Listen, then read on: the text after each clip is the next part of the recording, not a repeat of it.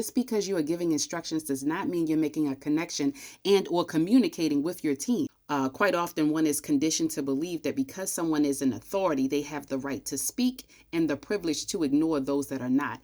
I'm here to tell you, my friend, if you are not making a connection with your team, that is where you're going wrong. You have no leadership influence. And since you don't have that, the damage is done and your team is quietly quitting and you don't realize it. Every time you tell instead of communicating, you are paying a communication tax. What does that mean? That means that you are actually doing work over because you were not communicating properly in order to get the work done that was necessary or the desired outcome. What does that mean? That means that at this point, you're not being efficient, you are being expensive because it just cost you money, and that's the tax that you're paying every time you don't communicate. Number two, your best people don't quit because of the work. They quit because you keep telling instead of communicating. You're treating them transactional and like processors instead of making the connection. And number three, and this is the final stage when it comes to your communication, you wake up one day and you realize you have no leadership influence. But the reason you don't have it is because you haven't been communicating. You've been talking you've been telling, you haven't been showing personal interest. You have not taken the time to get to know your team.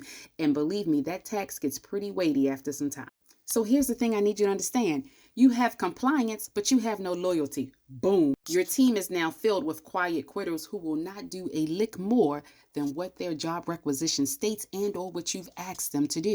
So now here's your secret sauce. It's not about a soft skill. It's about a strategy. It is about your communication being intentional and purposeful, and it involves you showing personal interest to those on your team. So what do? We synchronize the intent and the impact. When you communicate correctly, when those two things are synced, your team begins to flourish and they move past, and here be good, they move past the thought that I'm only doing what you tell me. They actually go above and beyond because now you're communicating and not talking at someone. You're not just moving information, you're moving energy.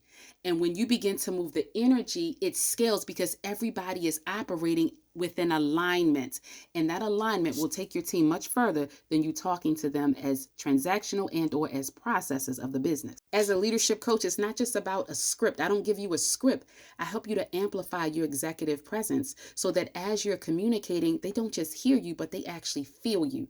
If you need more, this is what I talk about in my masterclass, February 21st, 2026, and or the one-on-one that you're going to book right here at DanieSheldon.net. Like, comment, and follow. Happy leading.